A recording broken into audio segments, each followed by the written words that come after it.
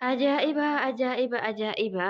Dhugaa dubbachuudhaaf meeshaalee asitti argitan kun nagaduma kana jechuudha. Nagaduma kana wanni tokko keessaa hin hafne dhugaa dubbachuudhaaf qarshii 2,200 keessaa wanni tokkittiin na wajjin hin galle dhugaa dubbachuudhaaf jechuudha. Yooyaa ashama harka fuuni kabajamtoota daawwattoota keenya nageenyi koo kan jaalalaa kan kabajaa bakka jirtan maratti isiniif haa ta'u akkam jirtu nagaa keessanii ani nagaa koodhaa galanni waaqayyoof haa ta'u har'a waan gudii dhugaa dubbachuuf waan gudii isiniif qabadhee dhufe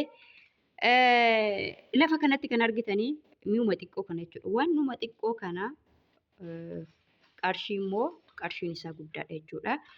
Kan biyya Itoophiyaa keessatti zayitiin ta'ee eessattuu ta'een argitan jechuudha. Zayitiin garmalee ol ka'ee duraanii bunaa fi zayitiitu garmalee ol ka'ee jira. Amma immoo bunni baay'ee tokko rakasee jira. Amma gaa bunni dhugaa dubbachuudhaaf qarshii 700tti galee jira jechuudha. Duraanii 1,500 dhugaa dubbachuudhaaf bunni jechuudha. Garmalee waddadee ture jechuudha.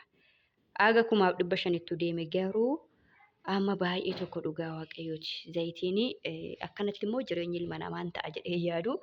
Dhugaa dubbachuuf zayitiin garmalee waddadee zayitii argaa jirtan kun 3 liitiriidha jechuudha. 3 liitiriin kun qarshii 1,400 nan bitee dhufe jechuudha. Qarshii 1,400 nan bitee aappiliin kun aappilii baay'een jaaladha.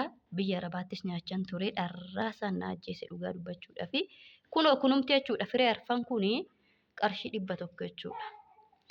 Akkasuma hawwiidhaaf hin bite jechuudha kana qibaatii. Abukaadoon fayyadamanii ishiin abukaadoo rifeensi ishii hin jaalatu. Rifeensi ishii kan jaalatu fasaashidha. Hawwiidhaaf hin bite jechuudha. Qarshii 180 nan bite. Akkasumallee yeroo baay'ee hawwiin jabanaa xiqqoo naa biti jettee waan na rakkistuufini har'a jabanaa xiqqoo ishiin 6 qofa kan qabattudha jechuudha kuni. Ishiin 6 qofa kan qabattu hawwiidhaaf hin bite jechuudha. Hawwiin naa biti jabanaa xiqqoo likkii kootii humna kootii wal madaaltu jennaanan bite. Jabanaan kunis qarshii 200 bitamte jechuudha. Shafoon ishii qarshii 40. Kuni qarshii qobaa gurgure jechuudha waan isin garramu. Qadaadni ishiillee qobaa herreega keessatti qadaadni ishiillee qobaadha. Qarshii 20 jechuudha. Walumaa galatti qarshii 260.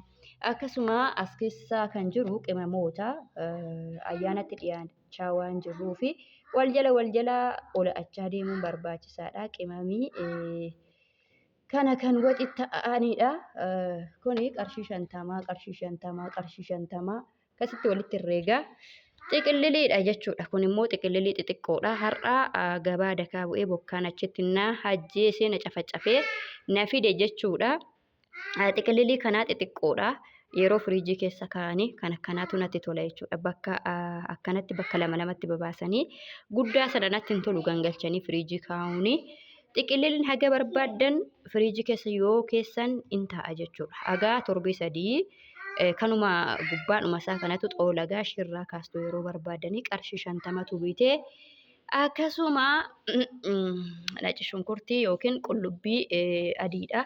Qullubbiin kunis baay'ee tokko guddiidha. Ruubiidha amma kun jechuudha. Kun amma ruubiidha. Kiiloon naannoo ruubiin kun qarshii 50 kiiloon asaba 200 jechuudha. Innaa baay'ee tokko haalli biyya keenyaa gabaan biyya keenyaa garam deemaa kan jedhu nama yaaddessa dhugaa dubbachuudhaaf. Egaa kuni gijimbila kana baay'ee ittoo keessatti waxii keessatti baay'ee tokkoon jaalladha. Naaci shunkurtiin yookiin qullubbiin kunii fi kun hin jiran taananii waxiin natti hin tolu jechuudha. Akka kootti baay'ee tokko nan bita.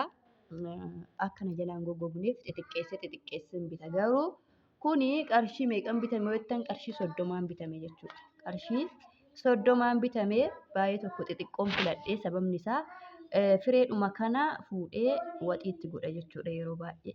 Kanaaf egaa daawwattoota keenya wannuma asitti argitan kanaadha. Wannuma asitti argitan kanaadha dhugaa dubbachuudhaaf. Qarshiin isaa qarshii 2,200 fuudhee baay'ee waanan bajaajin ittiin manatti na deebistu malee homaayyuu irraa namni jechuudha. Kun kanuma jechuudha daawwattoota keenya. Wantichi waan ajaa'ibaati. Keessattuu immoo kan zayitii immoo hin dubbatamu yoo afeeyyuu wayya dhugaa dubbachuudhaaf. Zayitiin garmalee ol deema. Waaqayyo du'aa nu godhame du'aa nu godha nu kadhadhaa. Akkuma bunni gadi bu'ee zayitiin illee gadi nuuf haa bu'uu kan jedhu. 5 leetirii yookiin leetirri 5 naannoo 2,200 ta'e jechuudha. 3 leetiriin bite jechuudha. Kun 3 leetiriin 1,400 jechuudha.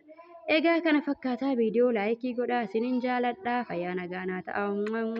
Laayikii godhaa na jajjabeessaa.